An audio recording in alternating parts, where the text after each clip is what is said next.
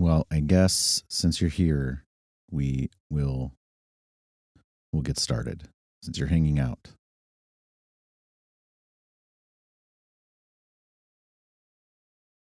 We are entering the final month of the year, and with that goes we're basically in the home stretch on the program that we've been doing on the writer's block over the course of 2025.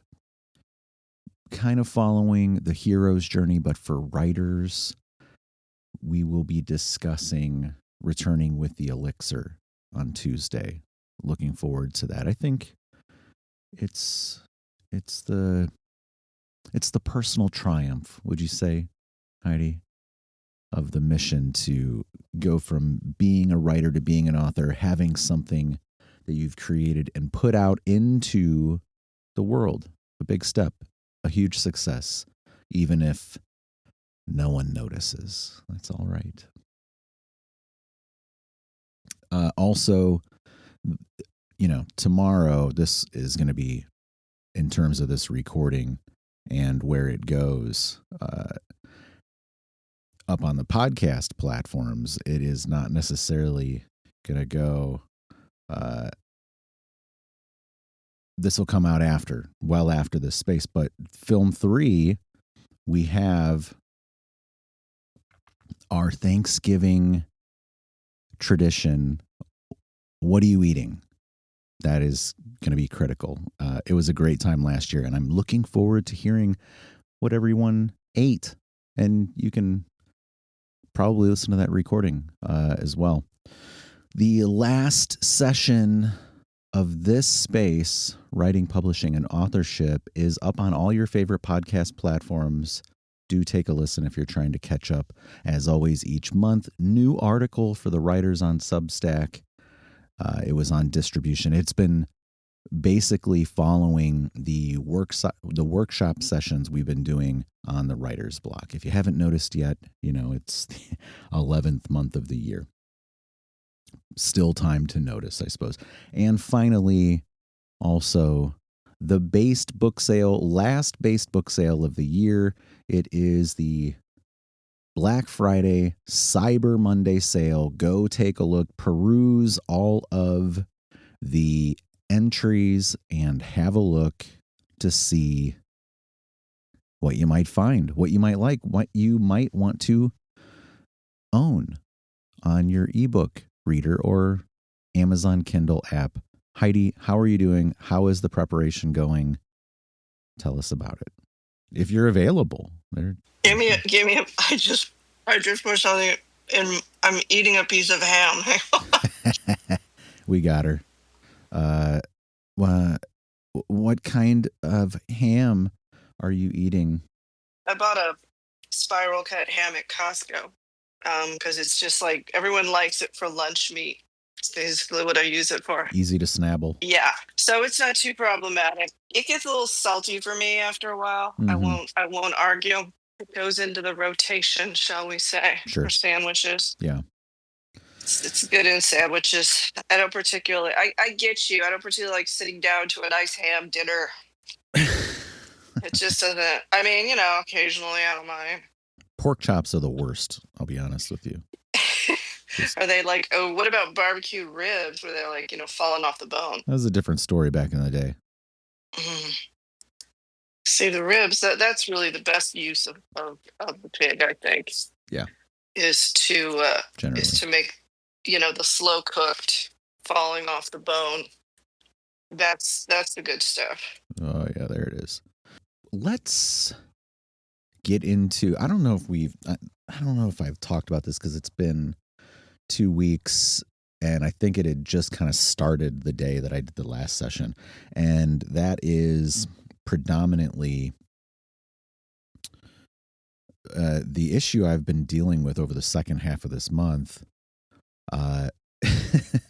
which was that my KDP account got suspended and that cascaded down to my ACX account. I have since got them reactivated, but what a headache, what a stressful experience. I do not advise anyone to go through that experience, and it sucks. And it has made me rethink my distribution strategy, my allocation strategy, the way that I've Wow. siloed myself into the KDP ACX axis. And I will be rethinking that through the remainder of this year, and probably changing that next year over the course of the year. I've got some stuff uh, in mind. So there's a bunch of different things kind of floating around in my mind, as it is right now. And you were privy to the inside track on the experience for me, and how much it sucked going through it. You handled it stoically. Yeah, well, thank you. I mean, what else are you gonna do? I'm glad it seemed that way. Yeah. So this is the new thing I've been doing. I used to, when I would go back through and edit these sessions, I would make notes as I was listening through. But now I'd like to try and make a couple of real basic notes as I'm doing it. It costs little to just pound a couple of keys.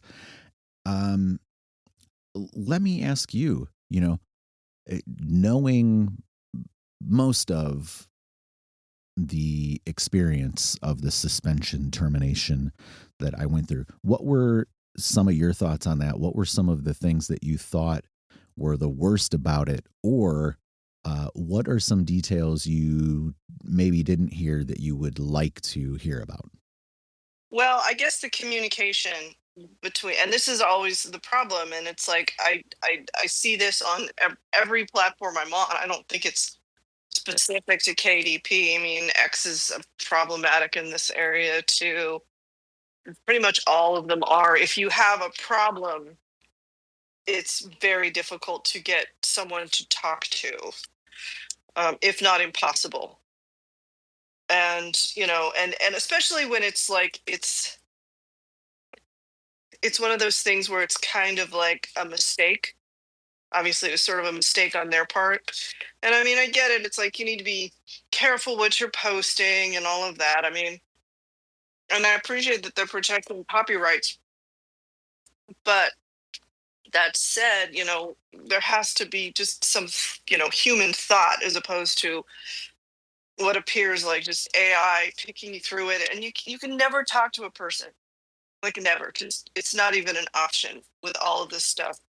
Can I give a little bit of insight on that Sure. for you? So KDP was all email, and it was sorted out within 2 days.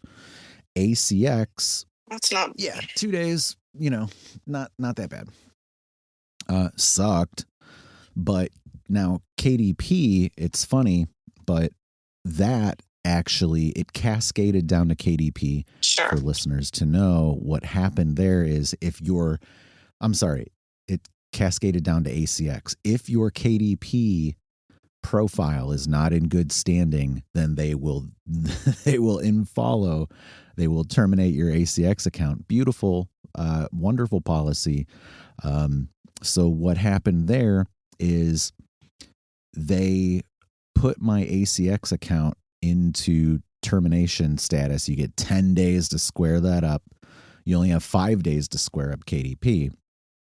So it went into termination on, I believe, a Friday morning, and by the middle of the day on Friday, my KDP account had been squared up. So then I had to start chasing down ACX, and that actually, I started by email, but it was not, I was not getting the sort of response I needed. And I decided I was going to call because I knew that there was a phone number for Audible, and I was like, maybe we'll be able to get through to somebody or whatever. So I called, and then I ended up getting through to somebody, and they gave me some answers, and it was starting to get a little bit close to the time frame where I was like, man, we're getting on to like 7 days, 8 days, and whatever. And then it did get squared up. However, I had a submission, and this is a follow-up. I don't know if we've talked about this. I had a submission that was in review that I'd put in, a week prior to that termination suspension. And the thing there is that submission was then the review process was put into hold. It didn't come out of hold. So I ended up having to call back and have the ACX customer support look at the submission, and they're like, oh yeah, it was put into hold. It never was brought out of hold. So they had to manually put it back into the review process. I wouldn't have known that unless I called and asked specifically about it, because I got no messaging. I got no email about this. Yeah, that's kind of annoying. Now, here's another interesting thing that I've griped about over the course of this year. Find a way. Not you. Yeah. Well, somebody's got to do this stuff. Otherwise, everybody that just takes it lying down makes no movement. It's true. I was just, I know you're being giving you crap. It's fine. Yeah, well, somebody has to do that too. Yeah, I know, right? So, somebody's got to mock you. Yeah. So find a way in audio. I had put in the audiobook for this month, and they rejected the cover, saying that there was copyrighted material on there. I promise you there isn't. It's all public domain. However, they also have this other stipulation where they say some of it could be, you're not allowed to have any violence or obscenity or pornography or things that might offend someone. And that one's where the real vagary starts, where it's like, how do you interpret that in any sort of legitimate sense? The pornography, yeah. If you think it might be, it probably is. Violence, sure, but like that even becomes kind of a gray area to a degree. And then offending someone, come on now. Come on. Like, everybody can get offended about something if they really want to try. Well, that's basically what that is if we decide, somehow we want to cancel you, this is our out. This is our reason to do it. Perhaps. That's all that is. So I've redesigned the cover only for distribution over there. But here's another thing that they say on their rules and regulations, that if your material gets rejected too many times, they will terminate your account. So now I'm apprehensive about resubmitting it over there, because it's like, what is too many times? How many times am I allowed to submit this before it's too many times? So I emailed them asking, hey, here is a redesign of this cover. What do you think? Is this better? It's been almost 2 weeks or something. No response. Again, by email. They're not going to. But who knows if they are going to or they aren't going to. But I've designed 3 different covers for that. I've got one where it's literally just a white square with black text. And I'm like, this can't possibly offend anyone. It's terrible. I hate it. But I did do it. And I just haven't even submitted because I can't stand this weird, narrow sort of situation that they've positioned me into. Subsequently, I am finishing the audiobook for next month. I'm doing the sequencing edits. I'll get a listening copy for you. Okay. As soon as I can, but I've designed the cover for that. I've already done all the promo video. I need to record the promo voiceover for that, probably today. I'll probably do that after this session. Trying to get this thing around third base and wrap up these audiobooks for 2025. Now, here's another little thing. Uh, I, going back to that termination suspension, it was around a release that I had put out. Now, the title, I'm not going to go into the details on the title. When I say title, I don't mean specifically what that release is called, but the release itself, the bundle, as it were. And there are, the ebook had been taken down. Now, the audiobook still exists on the Audible platform. They don't like that. I asked, when I called, I asked about that specifically. And I said, well, can I get this taken down? Well, you need to email us about that. It's like, I got to send an email about this. I'm talking to you right now, and you just looked at it and you said that there's a discrepancy because the ebook doesn't exist and the Audible release does. It's been that way for 2 years practically, where it's been up on the platform. Now,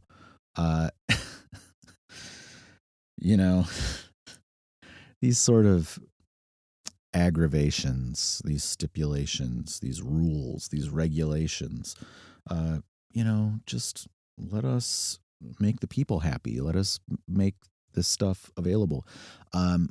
I did send the email requesting that it be taken down. I do want to take it down because I don't want this stuff popping up anymore. The rep I talked to was like, well, you could just create a new listing and then claim that and relist. I'm like, I'm not doing all that. I'm just going to take it down because I don't want this happening again. I don't want any of these problems. I don't want these problems. I don't want it ever happening again. It was stressful. It's aggravating. I shouldn't even be talking to you right now. That's how I feel about it. I'm wasting my time talking to you about this. However, that release is a bundle of 4 stories. Each one of those stories has a narration-only release and an audio drama production. If I can get that taken down, I can break apart that bundle and then re-release each one of those stories independently as an ebook. And I think I'll do that next year because then it basically opens up all kinds of new stuff for me to promote around and to make available. And that, I think, would be fantastic. I had signed up the exclusivity thing when I did it on Audible. That was it was an experiment. I tried. It was a terrible experiment that I shouldn't have tried. Now, here's for you, Heidi. When I asked about that, why I was allowed to email and ask for it to be taken down is even though they ask for a 7-year agreement on that release, you can apparently email and ask for a title to be taken down after 90 days. And I said, well, okay, does that mean that I'm still beholden to that 7-year contract? I don't know. I don't know what the deal is. We'll see. I'm not hung up about it because here's the other thing. Even if I took that down, they say you can't release this title again somewhere else until the 5 years is up, or 4.5 years, or 4 years, or whatever. Cool. I won't release that title again. I'll release the stories under the titles that they are, and then we're in the clear because it's not the same title. It's not the same bundle. It's not the same package. It won't have the same cover or any of that. So that is very much kind of on my mind right now. So these are things I've been thinking about, things I've been looking at and concerned with as we're wrapping up 2025, getting it to a close and looking forward to 2026 when I return to video production. I'm trying to get this project wrapped up and finished. And here's an interesting thing. Now, where I was just talking about debundling something, I had originally thought I was going to put out this video series as 6 independent little shorts that would be like 5-6 minutes long. I have since talked to the distributor that I work with for some stuff I've put out, and they said it would actually be better If the runtime crosses X threshold, which means putting all of those individual pieces together as one video, fine, no big deal. I'm happy to do it because it opens up a whole other situation in terms of distribution and what streaming platforms will want to carry that on their catalog, basically. So these, man, I tell you, all kinds of rules and things, which is fine. I get it. You know, I'm dealing with a third-party middleman going to this streamer. You know, it is what it is. I'm fine with it. We're fine with it. Heidi, you've put out The House That Jack Built, your novella. Hi. I was Hello. gonna say about what you were saying was it sounds like the you know the logic behind all the Taylor's versions, Yes. right? This is Perhaps. so I think it's the same thing. That's why she can basically re-record her songs. It's a different recording. They don't own it. Boom. Yeah. So I mean, that's basically what you can do to get around the 7 years. Yeah. I'm not going to re-record it. You know, it's a slightly different scenario. Yes, you are. Just No, say I'm not. you are. No, I'm not going to say that. Don't say it. But like, if I wanted to do that, I suddenly decided I want, I could just re-record everything because that would be fun. You know how much I would enjoy re-recording all 14 and a half hours. That wouldn't be the situation, though, for you even. It wouldn't be the situation because the book title is the same. You're going to I could just say it's it doesn't matter. I don't foresee that being an issue. Yeah. I mean, who knows, but I don't foresee it being any kind of an issue. Yeah, it's fine. But it's out. I'm trying to get ready for Thanksgiving right now. Right. So you're recording the audiobook. No, I haven't started that because I'm trying to get ready for Thanksgiving right now. Yeah, everybody is. I know, but I will be. Yeah, I got to do that. I got to work on book 2 of Song List, the main story. Mm-hmm. So that I got to work on that. I got to, all the stuff. I got to do all the stuff. Yeah, we all have to do all this stuff. That's how it works. Yeah. It's a lot of stuff to do. Well, you signed up for it. I did sign up for it. I'm not complaining. I'm just saying it's a lot of stuff to do. All right. I mean, I think that's a reasonable statement. Yeah.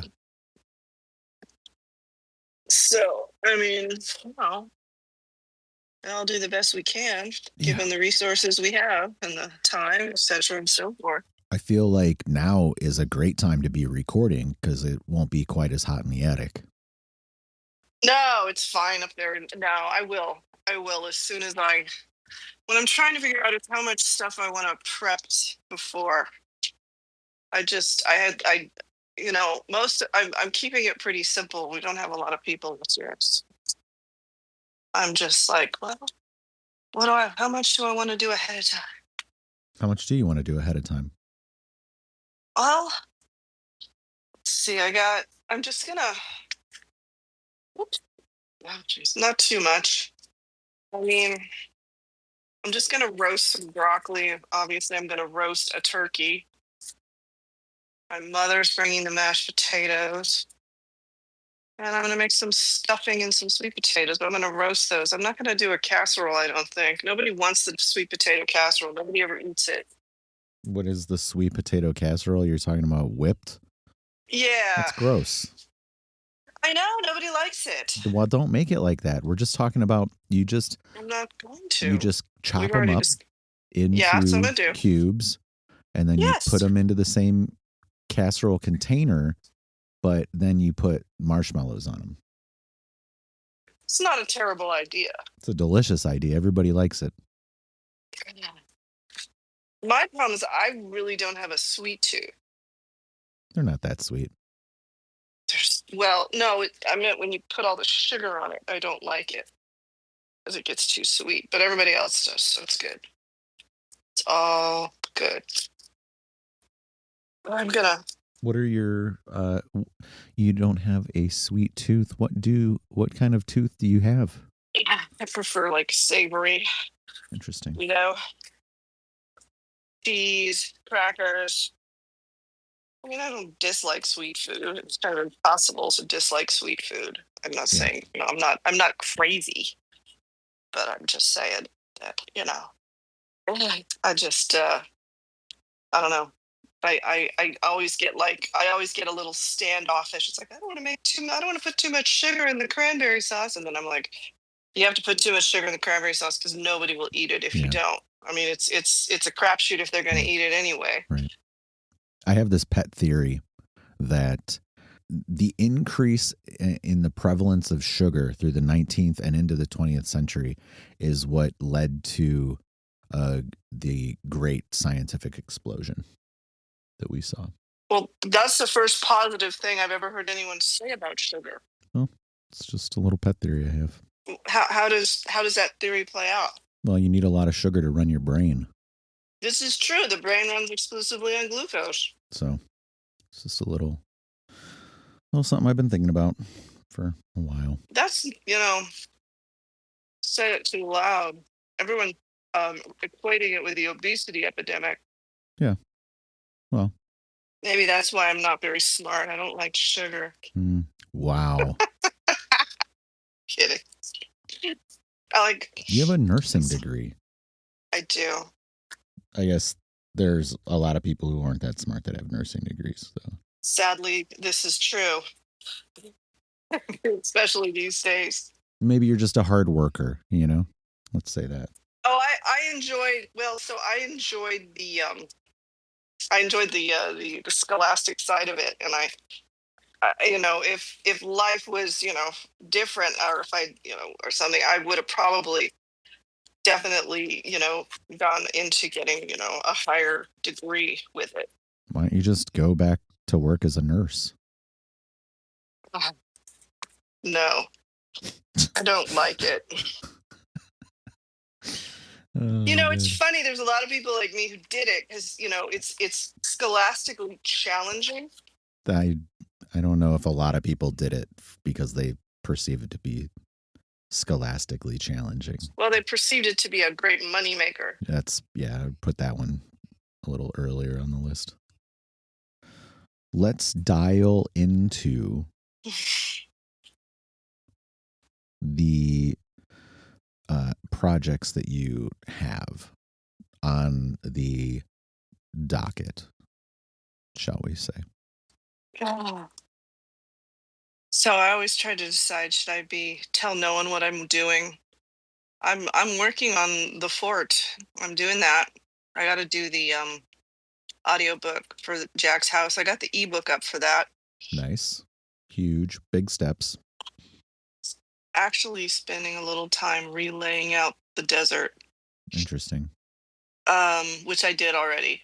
I mean, it's pretty quick for me to do it. I just I changed, working with the style sheets, I changed everything pretty quickly. Okay. It didn't change the page count that much. Okay. Which was super helpful. So I could probably shrink just plop it. Or did it grow it? It went up 2 pages. Okay. But that's because one of the changes I made is I didn't realize that every chapter should start on a right-hand page. Yeah. I blew that, so I didn't do that. So when I put that in, that's funny. I can't do everything right. Live and learn. So I fixed that. So I'm thinking of reloading that PDF. Okay. I'm going to go through it one more time. I got to make sure all the folios are correct. I redid the double check the TOC. I got that organized. So I'm thinking I'll do that. And then since I figured out a better way of doing the ebooks, I might redo the ebook. But I don't think I have to change any covers or anything to just resubmit this. Perhaps. Depends. Because it's only 2 pages. It went from 401 to 403. I think it's within the same sheet. Yeah, it's real close. Here's something I want to commend you on, because a year ago you only had the physical well, maybe not only the physical. You only had the one release out. Let's put it that way. And you didn't have the audiobook out. You had a manuscript draft of The Fort. But in that time, you've gotten the audiobook out. You have turned out the house that Jack built and are getting ready to do the audiobook, which I know you're going to slam through. And also preparing the release of The Fort, which I think will come out in late next year. I believe you'll get it out by then. Yeah, I gotta. A round of applause. You have been hustling. Thank you. It doesn't. It always feels like, I should have like 20 books out, but what do you do? Keep writing. I ain't that fast. This is true. This is really all you can do. I appreciate that, because sometimes, as we have discussed, sometimes it doesn't feel like that. Yeah. But I mean, that's the thing I'm trying to decide right now with The Fort. I will say, is how am I gonna do the editing process for this book? Because I'm not gonna do it the same way I did it for the first one. Sure. So it was just too expensive, frankly. And I don't know exactly how I'm going to play this one out. That's what I'm trying to figure out right now. Well, beta readers, that's one way. We've got AI, that's another way. The audiobook read performance, that's another way. All of these sort of very holistic step-by-step components that can be utilized to get the project across the finish line. If you're not going to use an editor. I don't use an editor, but who cares? I'm going to... Yeah, but you're not writing 120. I mean, it's really long. Yeah, I mean, honestly, I think AI might be the thing to help me kind of work on that. I'm concerned people are going to be all like, oh, you wrote it with AI. It's like, no, I didn't write it with AI. I got opinions from AI like I would from other people. Yeah. I'm fine with it. You're not going to get that sort of brush back from me. Well, I'm not going to get it from you. But, I'm just thinking down the line, what do I do, how that plays out. And I'm just thinking I need to be, it's kind of like this issue you had with KDP. It's like it was a nothing issue, but it was just something that wasn't particularly on your radar when you put that stuff up there, and then it became a problem later on. Luckily it wasn't that much of a problem, but I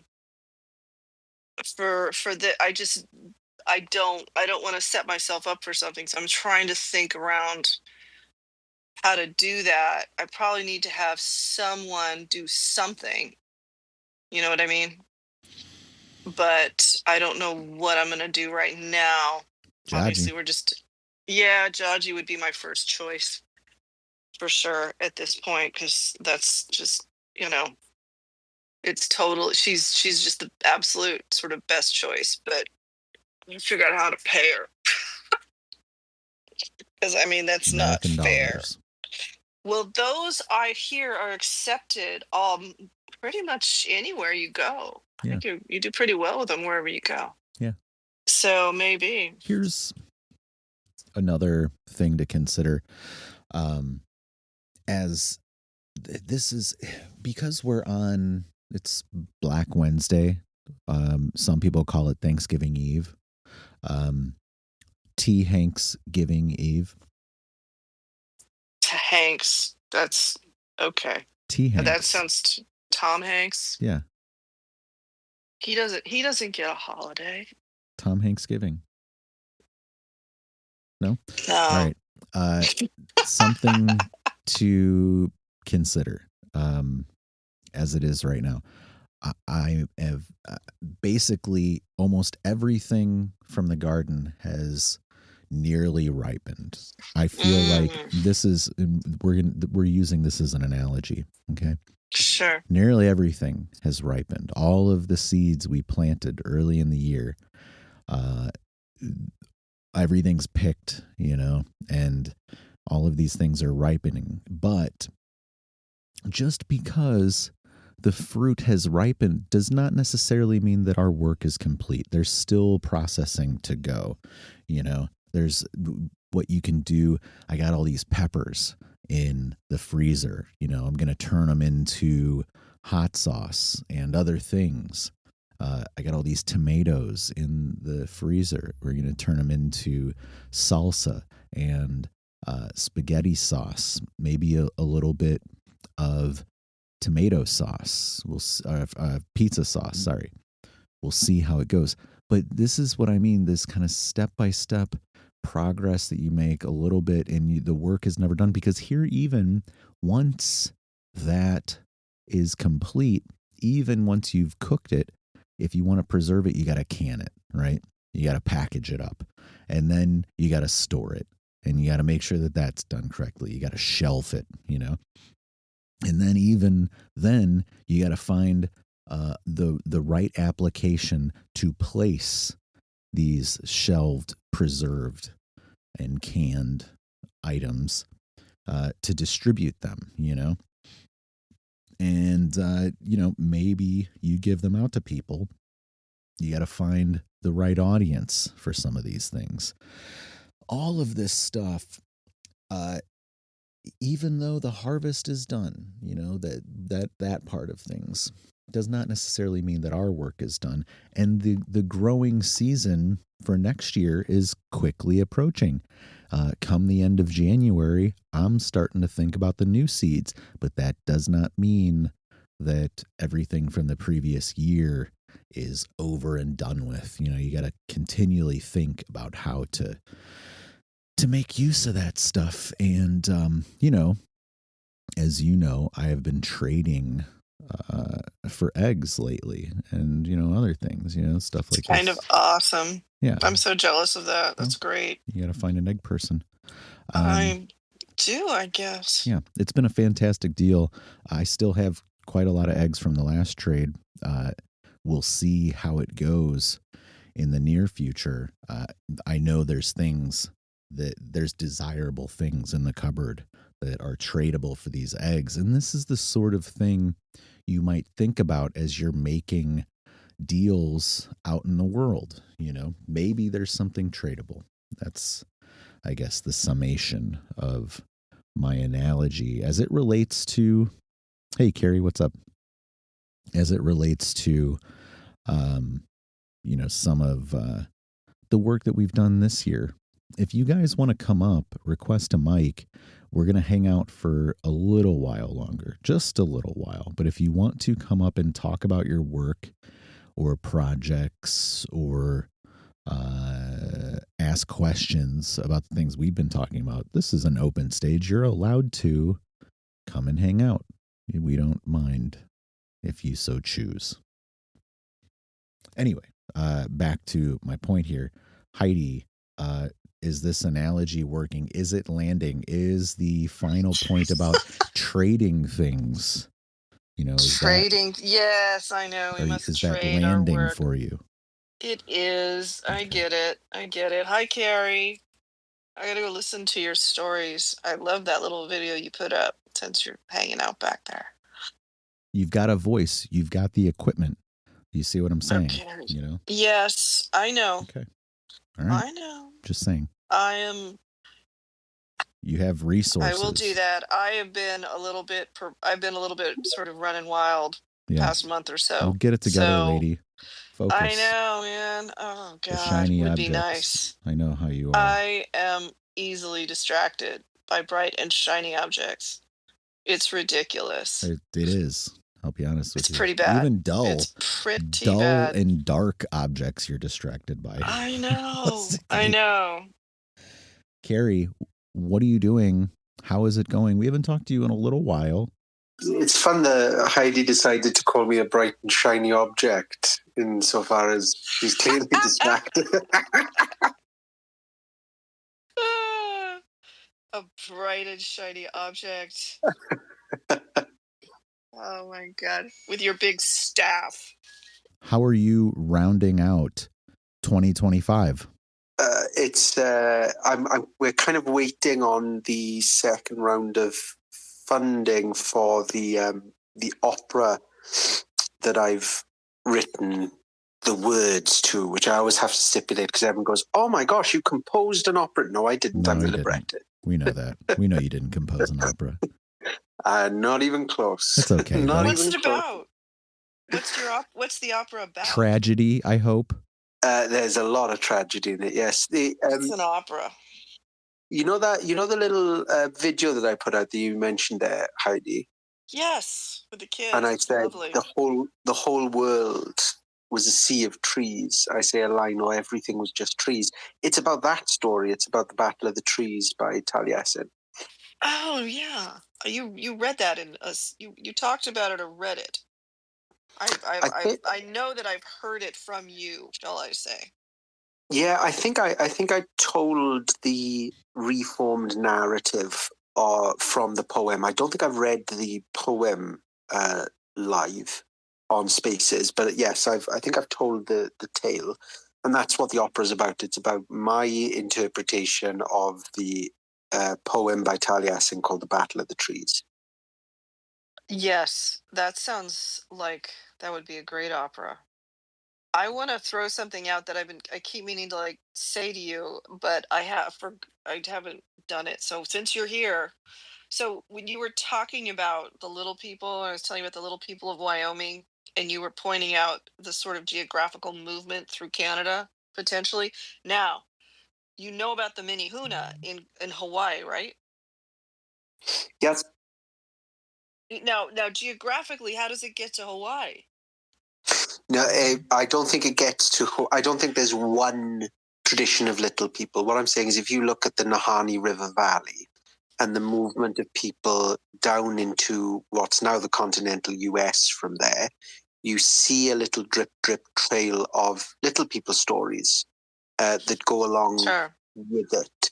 Now, it's drip because I think there were probably multiple migrations from parts of Canada, mainly from the Nahanni River Valley, and the little people stories of mainland Native Americans are largely influenced by contact with the Norse. That's my conjecture, because you also have groups that don't have anything remotely like that aesthetically is nothing close to that. So it's like, how can that be the case when there is contact between these peoples that you don't have a bleed over? And I think it's because of contact with a very far away people. Now, Polynesian culture also has a tradition of little people, and it's quite everything in modernity kind of merges a little bit, morphs, but it comes about quite separately, and that's what you have on Hawaii. Now, here's another one too. Have you looked at the tribal stories of the Pacific Northwest and their contact stories and flood mythology and stuff like that? Yeah. Okay, cool. Yeah, good. Because I feel like they're not the same as the east of the Mississippi stuff, east of the Rockies stuff. Let's say a little bit broader there, east of the Rockies, and some of the like northeast, upper Atlantic area, that side of things. And there's even speculation that maybe they made it further south, which maybe they worked their way down the Mississippi. There's that kind of thinking along the way. I love all that stuff, though. I think it's fantastic. And here's another piece where it sort of gets contorted into weird shapes is the Tartaria ideas, if you've crossed paths with that. Oh, I tend to the Tartaria community are we love them. Yeah, it's hilarious. It's great stuff. I haven't made friends there. No, well, I mean, if we're taking it as a large creative writing project, that's fun. I can't. I'm not going to be. Man, yeah. I'm too scarred. I'm too battle scarred. But what I will say, Michael, though, is if you actually look at the density of language isolates, west of the Rockies, there's a larger number and density, quite close together, of languages which are isolates. So you have some what that effectively means is an independent culture entirely. And that's really fascinating to me. I can never remember which mountain it is. It's either in Oregon or Washington. Might be in Northern California, but it's either in Oregon or Washington. But there's an emergence myth to do with it, which speaks about the mountain being aflame and coming out through the mountain. One of the Salish peoples have it, I believe, and it is a dormant volcano and hasn't erupted. It might be Crater Lake National Park. Crater Lake. I'm You know, there's a. I told you, Bret Hart. You should check. So I put this on my Substack thing about it briefly, but the Native Americans where I live and in San Francisco. So if you go over the Golden Gate Bridge into Marin, there's a mountain there. It's called Mount Tamalpais, and that the Miwok Indians who lived here, Mount Tam, as everyone calls it, is supposed to be the sleeping lady. But Mount Diablo, which is over on the East Bay on the other side of the bay, that's the origin myth. So Diablo, I mean, that was where the coyote sat on top of Diablo, and the sleeping lady was Mount Tam. So they would see this. The Bay Miwok would see this see these two mountains, and Mount Diablo. You can almost see it from San Francisco if you're high enough up. It sits up over the hills, and if you're at the top of it, you can see over the hills. It's very hilly here. I don't know if you've been to this area, part of San Francisco Bay Area. It's super hilly. I think it's way hillier than people realize. But so and Mount Diablo is an old volcano. I mean, way dormant, super dormant. But there's signs that it was.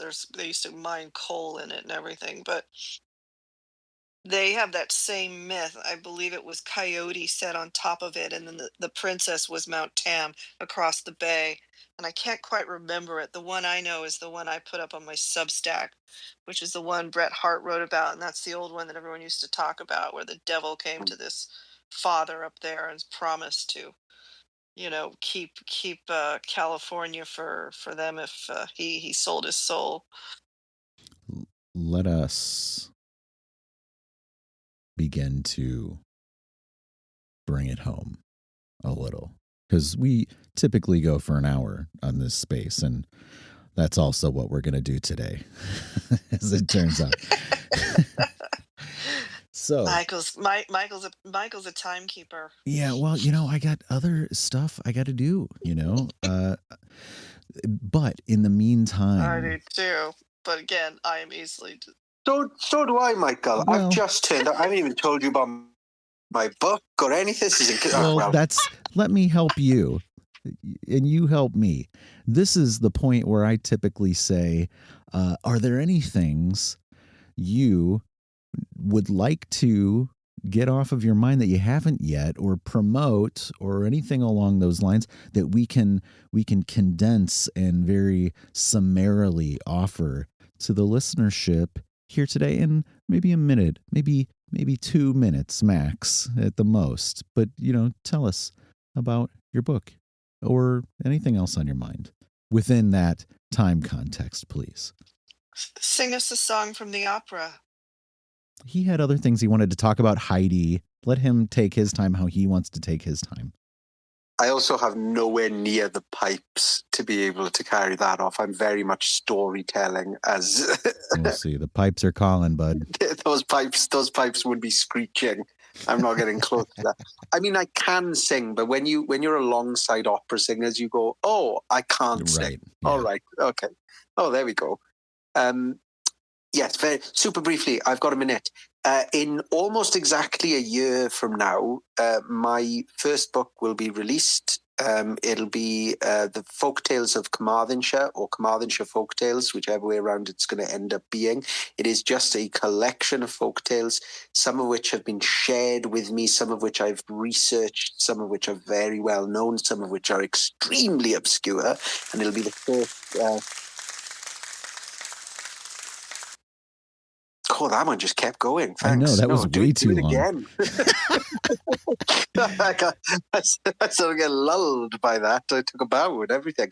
And some of the folktales would be probably their first time in print for maybe 50, 60 years. That's awesome. And it won't be an exhaustive, massive compendium. It'll be really readable because it's written in a style which is storyteller's notes. So they are narrativized. They're not chronicled pieces where you're getting farmers' almanacs and stuff. It's my words, but the tale is there. I have a question for you as a follow-up. Two, actually. Are you working with a publisher? And are you going to be, obviously you should be, doing a performance for the audiobook release? I'm 100% working on how we present it in audio. It may be in audiobook form, or I might actually be taking it on tour and performing tales from the book, selected tales from the book, and some not in the book, and then the book will be on sale after the performances, after a tour around Carmarthenshire. But yes, I'm also working with the publisher. I'm working with the History Press, who are going to be putting it out in next November. Fantastic. And also for you, because we're friends, we've known each other. When you are preparing for that release and you have the exact date, give me a month or two in advance heads up so we can get you on the podcast too. Boom, sold. I'm there 100%. Yeah. Yeah, you're in the crew, buddy. We've been hanging out for, I don't know, a year, two now, on and off. We see each other. We know each other. And at the very least, I can do that for you, you know. God, there's so many other things I want to talk about, but they're not even relevant or close to being germane, so I'm not going to bother. Well, next time. We'll be back in 2 weeks, Carrie. Yeah, you could come to Michael's going to be in a Film 3 space tomorrow. Oh, you don't do Thanksgiving. You will not be. That's okay because that makes him more available. He'll be more available than the rest of us. So. Oh, that's right. Yeah, I've been cooking. Every Sunday for us, Heidi, is Thanksgiving. I have a roast every Sunday. Do you? Over. I did a roast. We got a roast the last Sunday we were in London. It was good. It was very good.